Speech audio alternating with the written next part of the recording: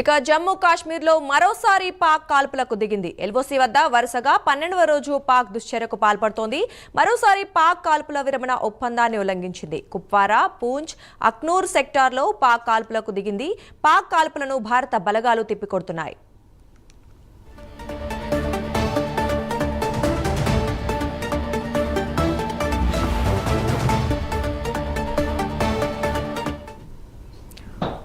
ఇదే విషయం గురించి మరింత సమాచారం మా నేషనల్ బ్యూరో చీఫ్ కళా అందిస్తారు.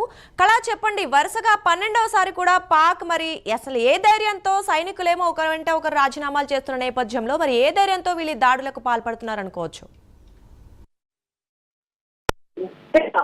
ఇప్పుడు ప్రస్తుతము శ్రీనగర్ కి సంబంధించినటువంటి ముఖ్యమైనటువంటి ఒక బ్రేకింగ్ న్యూస్ అని చెప్పవచ్చు. ఇప్పటి వరకు కూడా నిన్నటి వరకు దాదాపు 12 రోజులైంది. 12 రోజుల్లో కూడా నియంత్రణ దాటి కాల్పులు జరుపుతున్నటువంటి పాకిస్తాన్ కాల్పులు జరుపుతుంది ఒకవైపు. అయితే మరొక వైపు దీనికి ధీటుగా జవాబు భారత్.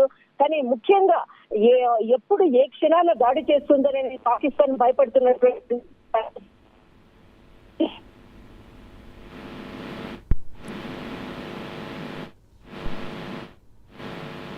ఆయన దేశంలో ఇబ్బందులు ఉన్నా కానీ దేశంలో ఉన్నటువంటి ప్రజలందరూ కూడా అక్కడ ప్రభుత్వానికి ఎదురు తిరుగుతున్నటువంటి పరిస్థితులు.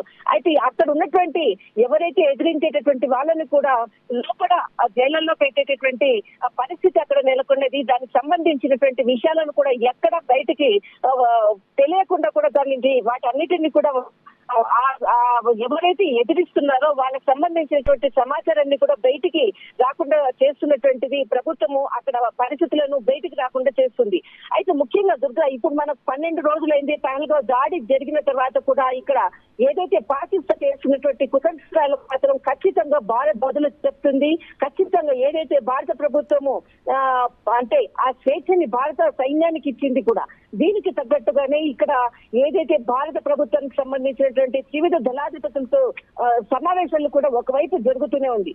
మరొక వైపు ఏదైతే ఇక్కడ మనకు జమ్మూ కాశ్మీర్ లో ఉన్నటువంటి కొన్ని మెయిన్ ప్లేసెస్ మనకు వచ్చేసేసి అంటే సైన్యం ఉన్నటువంటి ఒక సెక్టార్స్ అన్నమాట. ఇవి చాలా ఇంపార్టెంట్. దాంట్లో మాత్రము వాటినే టార్గెట్ గా చేసుకొని పాకిస్తాన్ కాల్పులు జరుపుతున్నటువంటి ప్రాంతం. మనకి కొన్ని ఏదైతే మనకు కుప్వారా అనేది కూడా ఇది ఒక ఆర్మీకి సంబంధించినటువంటి బేస్ ఉన్నటువంటి ఒక క్యాంపు, తర్వాత మనకి పూంచ్, తర్వాత అఖ్నూర్, ఇదంతా కూడా ఈ సెక్టార్లలో అక్కడ పాకిస్తాన్ కాల్పులు అయితే ఏదైతే ఈ పూంచ్ అఖ్నూర్ అనేటువంటి